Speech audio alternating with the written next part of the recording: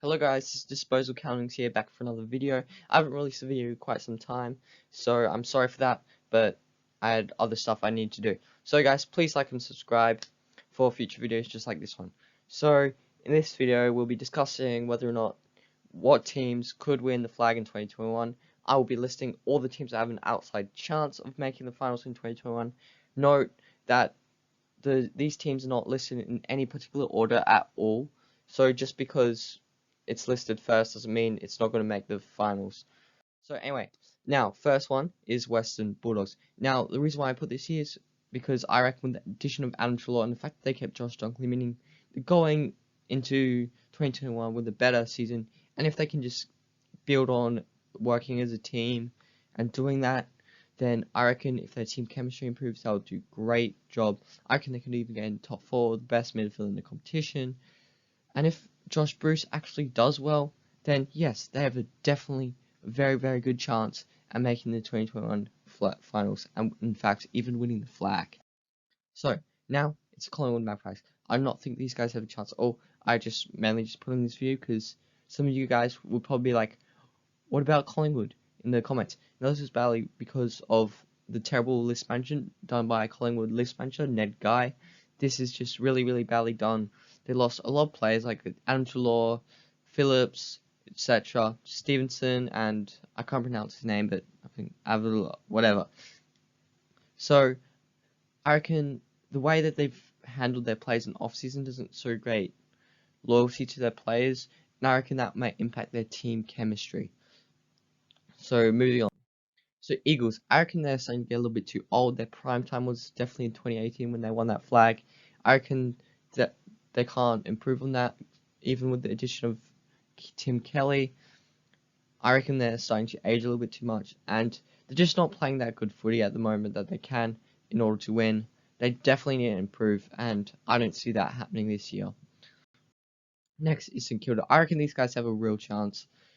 I mean, probably not going to happen, but they do have a real chance of winning the flag. They could probably get into the top 4, especially with the addition of Brad Crouch. And all they need to do is get in the top 4, get a good couple of winning streak games, and that's all that you need really to get into to win the flag. So I reckon St Kilda can definitely do this, but I reckon they probably won't be able to do it. Now it's Geelong Cats. I reckon they're too old to do it. As you can see, Richmond just outplayed them in the 2020 grand final. I reckon the addition of Isaac Smith, Jeremy Cameron, and Sean Higgins definitely makes their team a lot older. However, benefits.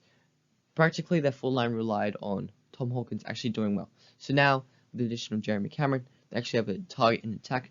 Now this is the reason why I think they have a real chance of making the finals. So please just consider Geelong winning the flag, because I reckon they can just get one good game in the 2020 grand final, scrape through with the others and win. Really, that's all you need. It's not like basketball where you have 7 games. You need to win 4 of them. You only have to win 1 game, so you can get lucky. And I reckon Geelong Cats can do this. I reckon they're not going to be the best team, but they can play better game than the other team in the final. So next is Power. Now these guys, the next 3 practically, they all have the chance of winning the thing. They're the top 3, I reckon. And they're also the top 3 that finished the ladder in 2020. So, Port Adelaide, not much changing in their list. I mean, Justin Westhoff retired, but he hardly played a game. Brad Ebert also retired.